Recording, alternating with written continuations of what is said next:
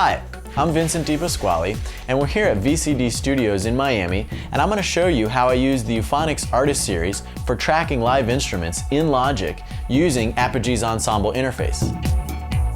Okay, so I have a live bass that I've recorded in this track, and I want to add a Nord synth bass underneath for a lot better low end. So let me show you how I do this. So the first thing I'm going to do is add a new track inside Logic, and there's already a pre-programmed soft key that comes on the Artist Series that allows me to do that. And after I add the track, I can see it's already set to input 1 and it's record enabled. So I've got my Nord and I'm running it through a DI that's patched directly into the first preamp on the Ensemble. Now the Ensemble is a really great interface because I know I'm getting pristine digital conversion that Apogee is known for, and I also have 4 mic pre's and a lot of other really great settings. And because Apogee supports the UCOM protocol, it's all completely controlled via the Artist Series control surface. So when we come back into Maestro, you can see I've got the Settings tab selected, and this allows me to adjust all the settings on the Ensemble. So for example, on input 1, I can change the format of the input from +4 to -10 to the mic input, which is what we're going to use.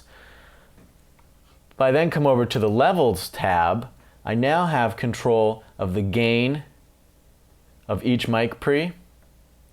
I can also insert phantom power directly from the control surface inside Maestro. I can also use Apogee's soft limit function as well. I also have a main control room level down at the bottom with the analog output. I also have 2 totally independent headphone feeds that I can create using Maestro.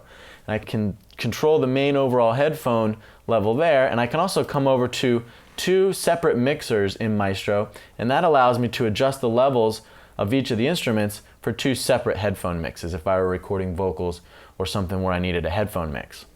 So now that that's all set up, I can switch back over to Logic, and then now we're hearing the Nord. And that's the sub bass sound that I want to add.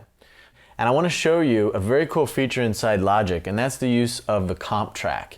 And what I've done is I've set up a 4-bar cycle region, and as I record, I'm going to let it loop, and it's going to automatically create different takes for each time I record that 4-bar section. So let's go ahead and I'm going to start recording.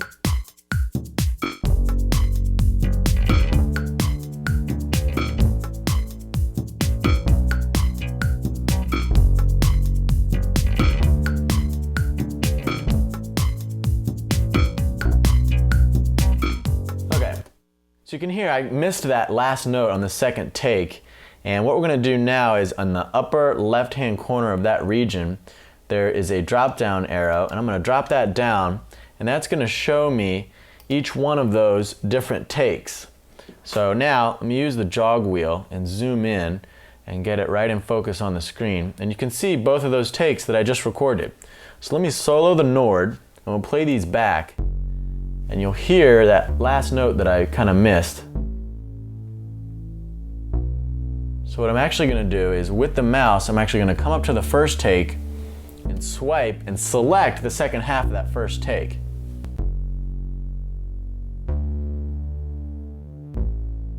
Okay. So I've got the notes that I want, but because it's a sustained bass sound coming from the Nord, you're hearing some pops and clicks.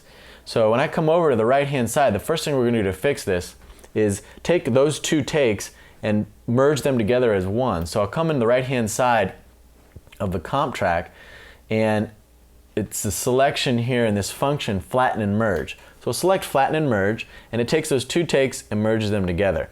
Then I'm going to come back to the Artist Series and I'm going to select the crossfade tool, and then I'm going to come at the end of that region and just put a little crossfade out, and I'll come at the beginning, put a little crossfade in, and that should fix it.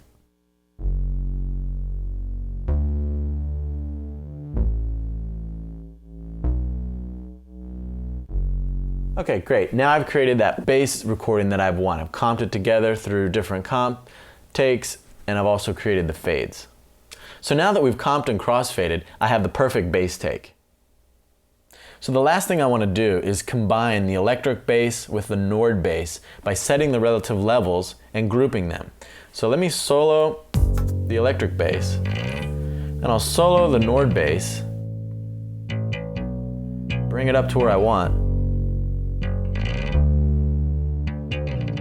And after I've done that, I can come over and add each one of these to group 9. And now, both of those faders are linked so that I can raise the overall level of both the electric bass and the Nord bass in the mix. So let me get out a solo and set both of those levels. The biggest thing for me when being creative is having everything at my fingertips. From setting input levels of a live bass or external synth to comping takes and grouping tracks. Everything is right there. The power trio of Apple, Apogee, and Euphonics gives me that complete control over both hardware and software, letting me seamlessly track, edit, and mix.